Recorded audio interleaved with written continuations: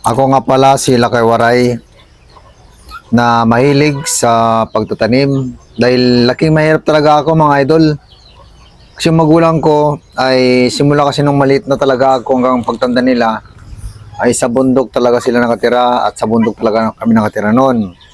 Kaya sanay kami sa buhay mahirap, buhay ng kabundukan, buhay magsasaka, buhay ng parag-uma. Yan.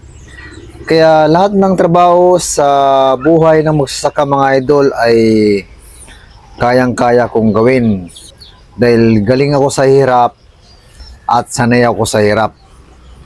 Kaya umaaraw man, umulan, malamok, ay wala po yan sa akin dahil sanay po ko dyan. Kaya gusto ko lang po ipakita sa inyo na hindi po ako maarte. Kaya kahit anong gagawin ko sa buhay ay kaya ko kong gawin. Mapa-opisina, mapabundok, kaya ko pong gampanan. Sa kapanahon po kasi ngayon ay bawal po bawal po yung patamad-tamad. Kasi napakahirap kayang buhay natin mga idol. Mahal pang bilihin.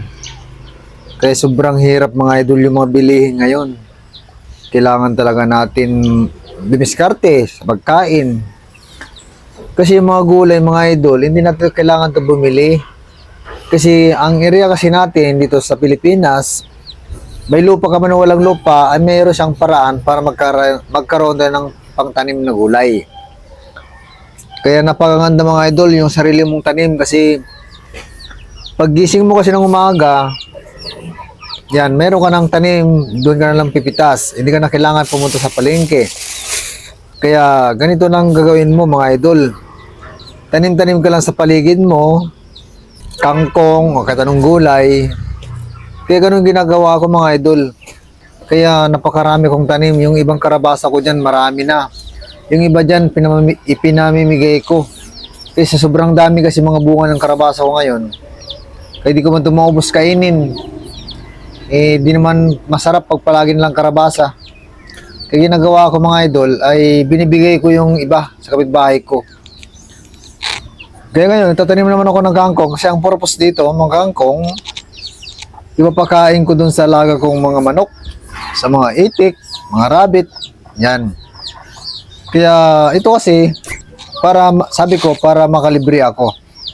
Para malapit na lang yung pagkuhanan ko ng mga gulay. Kaya ganun na ginagawa ko mga idol. Tanim-tanim ako pag may time, pag busy ako. Yan, dito sa tindahan namin. Tingnan nyo, ang ganda ng ano ko.